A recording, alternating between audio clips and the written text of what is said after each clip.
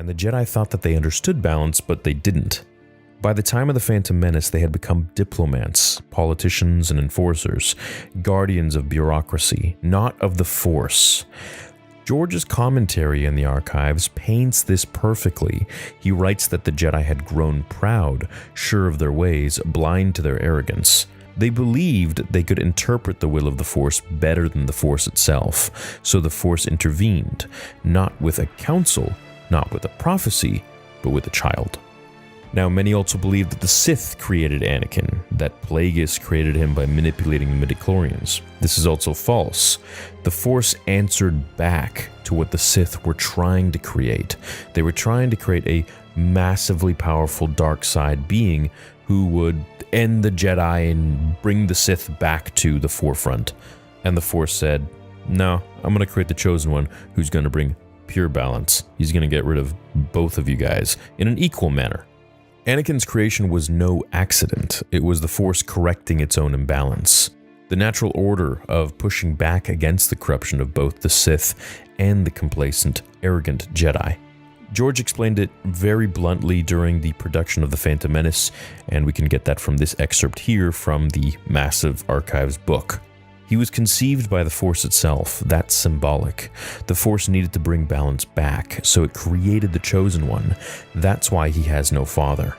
Let's think about this for a sec. Anakin wasn't chosen by the Jedi. He wasn't even born for them. He was born because of them, because of their failure. They were out of harmony with the Force, and nature responded by neutering them, essentially.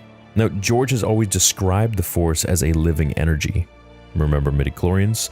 He didn't describe them as a god, but something closer to the will of the universe. They work with the Jedi. They work with Force users, kind of a symbiotic being or relationship. When the Force suffers, it corrects itself, and Anakin was that correction. But when the Jedi found him, they immediately tried to own him. They tested him, they argued over him, they spoke of danger and prophecy like bureaucrats debating a trade deal. They couldn't see what Qui-Gon saw. Qui-Gon understood that Anakin wasn't meant to be controlled, he was meant to be guided. Lucas said that Qui-Gon was the only Jedi left who understood the living Force. Everyone else was stuck in the past, obsessed with codes and prophecy, blind to the living will moving right in front of them, which is what Qui-Gon always spoke of.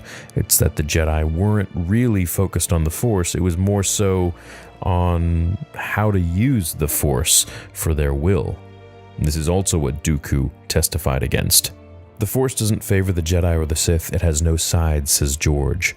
The Force just is. If the Jedi use it for good, it'll help them. If they turn away from it, it will stop speaking to them. And that's exactly what happened. The Jedi thought the Force had chosen Anakin for them, but it had chosen him in spite of them. That's why Qui-Gon's death is very tragic. He was the only one who truly understood what Anakin represented. The Jedi Council saw a weapon, Qui-Gon saw a miracle.